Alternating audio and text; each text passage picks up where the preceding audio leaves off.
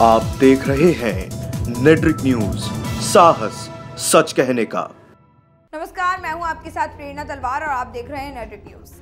और देश को एक अच्छा नेता मिले, ये तो सबकी इच्छा होती है, लेकिन चुनावों के दौरान सभी पार्टियां अपने उम्मीदवार की तारीफ करती हैं और उसी के साथ देश की जनता के सामने कई वादे भी करती हैं। लेकिन उन वादों में कितनी सच्चाई होती है, ये तो हम सभी जानते हैं। कितनी बार तो एक भी प्रत्याशी लोगों के दिलों को जीत नहीं पाता, लेकिन मतदाताओं को अपनी इच्छा के विरुद्ध जाकर किसी न किसी प्रत्याशी को वोट करना ही पड़ता है। इसी वजह से साल 2009 में चुनाव आयोग ने सुप्रीम कोर्ट से नोटा के ऑप्शन का चुनाव में प्रयोग करने की अपील की थी। 2013 में सुप्रीम कोर्ट के एक आदेश के बाद चुनावों में नोटा के इस्तेमाल की शुरुआत हुई थी।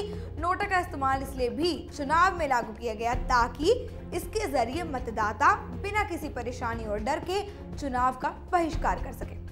नोटा का डिजाइन अहमदाबाद के नेशनल इंस्टीट्यूट ऑफ डिजाइन ने तैयार किया था। हम आपको बता देते हैं कि नोटा का मतलब होता क्या है।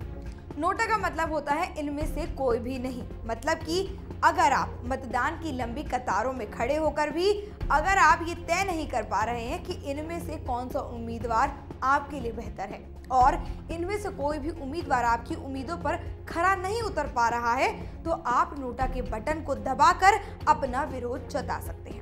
नोटा के इस्तेमाल से जनता को प्रत्याशियों के खिलाफ अपने गुस्से और विरोध को बताने के लिए आसान सा रास्ता मिल जाता है। इससे पहले भी ऐसा हुआ है कि लोग प्रत्याशी के खिलाफ अपना विरोध नहीं जता पाते थे, लेकिन नोटा के आने से लोग बिना डर और अपने मत का इस्तेमाल करते हुए सबके सामने अपना विरोध जता पाते हैं और नोटा का बटन दबा देते हैं। आपको बता दें कि नोटा का इस्तेमाल करने से आपका मत किसी भी पार्टी के उम्मीदवार के लिए नहीं गिना जाता है। नोटा की चुनाव में गिनती तो होती है, लेकिन नोटा की गिनती रद्द श्रेणी में की जाती है।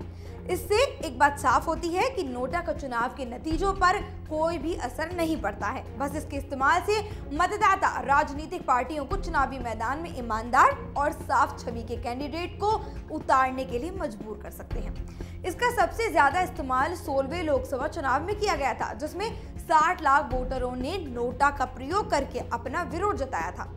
भारत नोटा का प्रयोग करने वाला 14वां देश बन चुका है। भारत के अलावा ग्रीस, यूक्रेन, स्पेन, कोलंबिया और रूस के साथ कई देशों में नोटा का इस्तेमाल किया जाता है। भारत के कुछ क्षेत्रों में ही अभी नोटा का इस्तेमाल किया जा रहा है और इसके पीछे एक वजह यह भी है कि लोगों को अपने अधिकारों के साथ नोटा की जानकारी नहीं है कि नोटा सिर्फ उनके लिए ही बनाया गया है।